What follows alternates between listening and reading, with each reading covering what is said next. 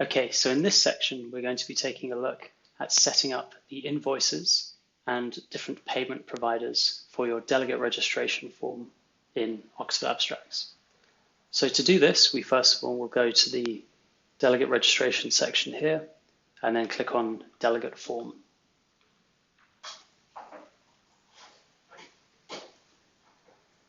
So from here, we can go to the payment provider setup section. And this is going to allow us to choose our payment providers and so on.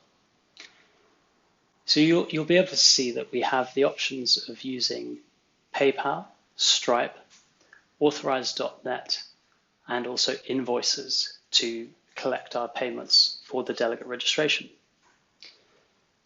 So with each of these, you'll need to have an account with the associated company to be able to use these payment providers.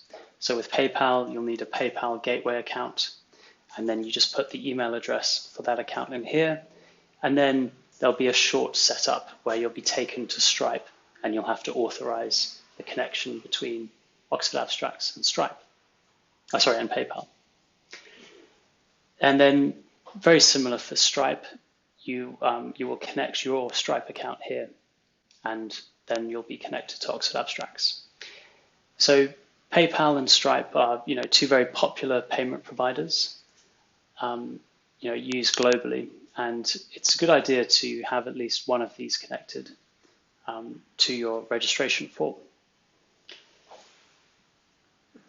So, and as I mentioned, we've got Authorized.net, which can be used to take the payments. And then last up, we've got invoicing.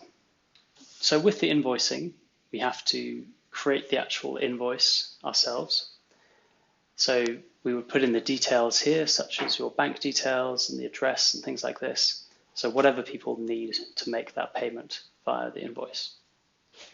Then you can also add a footer as well to the invoice if you need to. So then as we go down, you'll see we have invoice event details. So here we can toggle on and off the different event details which will be shown on the invoice. And then further down, you can see that we can, you have some invoice contact information overrides.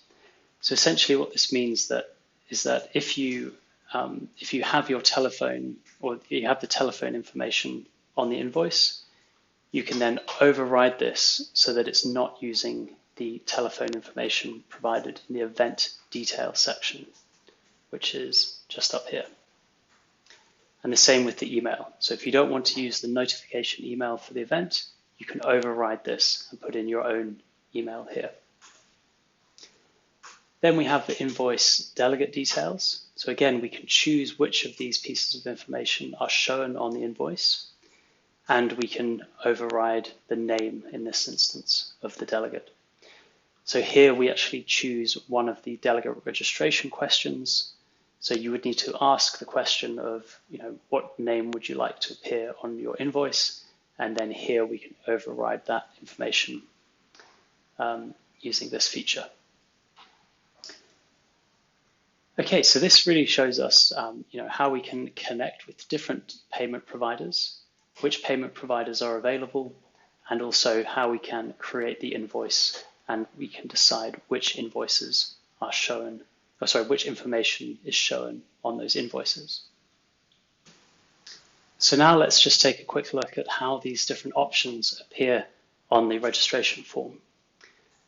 So I'll just go to a form that I have here. So this is a form that I completed. So as soon as I press submit, then I get to see the event details.